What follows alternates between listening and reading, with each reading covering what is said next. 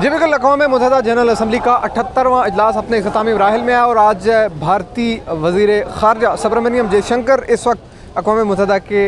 हाल के अंदर मौजूद है और इस वक्त एक बड़ी तादाद में खालिस्तान मूवमेंट के मुतहर्रिक जो कारकुनान हैं वो एहतजाज कर रहे हैं अक़वाम मुत्तहिदा के हेड क्वार्टर के बाहर। हमारे साथ इस वक्त एक नामवर सिख एक्टिविस्ट हिम्मत सिंह जो कि कोऑर्डिनेटर हैं वर्ल्ड सिख पार्लियामेंट के और इनका नाम उन 18 लोगों की लिस्ट में शामिल है जिनकी प्रॉपर्टी सील करने के अहकामात इंडियन गवर्नमेंट दे चुकी है। इनसे जानेंगे, बताइएगा हालिया कनाडा में एक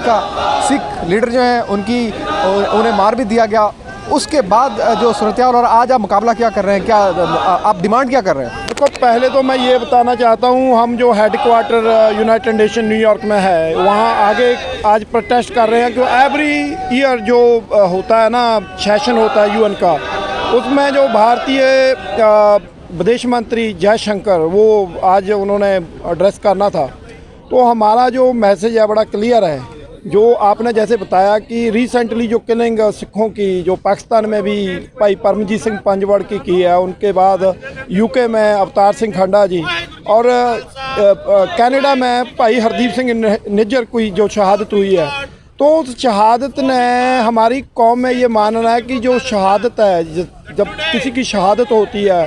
तो उसका जो खून है वो रंग ले आता है। तो उस शहादत ने ऐसी करवट ली कि हमारी कौम में जो पूरी दुनिया में एक ऐसा क्योंकि रिसेंटली जस्टिन ट्रूडो जो कैनेडियन प्राइम मिनिस्टर हैं, उन्होंने भी पार्लियामेंट में स्टेटमेंट दी कि जो ये किलिंग है उसमें सीधा सीधा हाथ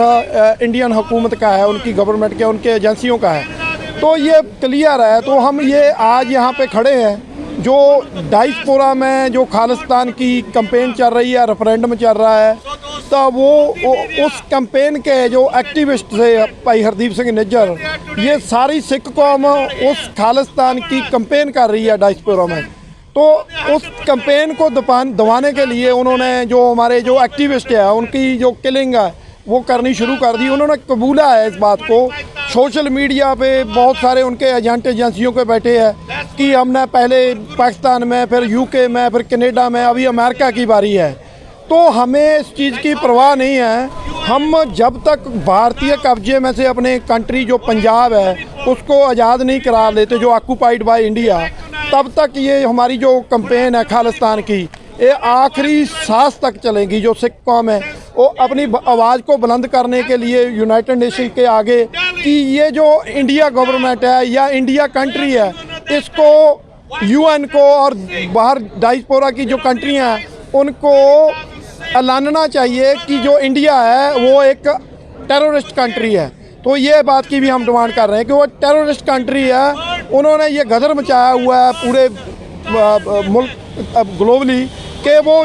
ये अपनी पार्लियामेंट में बैठ के ये बात कहते हैं कि हम सर्जिकल स्ट्राइक कर देंगे। जो गुरपतवंत सिंह पन्नू है SFJ के जो काउंसिल है लीगल, उनको ये बोलते हैं अपनी पार्लियामेंट में उनके MP बैठकर कि हम सर्जिकल स्ट्राइक कर देंगे, हम अमेरिका से उनको उठाकर ले आएंगे, या हम न्यूक्लियर जो पावर बनी हुई है इंडिया, वो बोलते कि कनाडा पे अटैक कर देंगे। तो ये बात जो हम वाइट हाउस को भी लेटर लिखे हैं, हमारी जो ऑर्गेनाइजेशन है जो डायस्पोरा में, कैनेडियन गवर्नमेंट को भी, कि ये जो स्टेटमेंट इनका जो नोटिस लिया जाए कि ये जो इंडिया है ये किस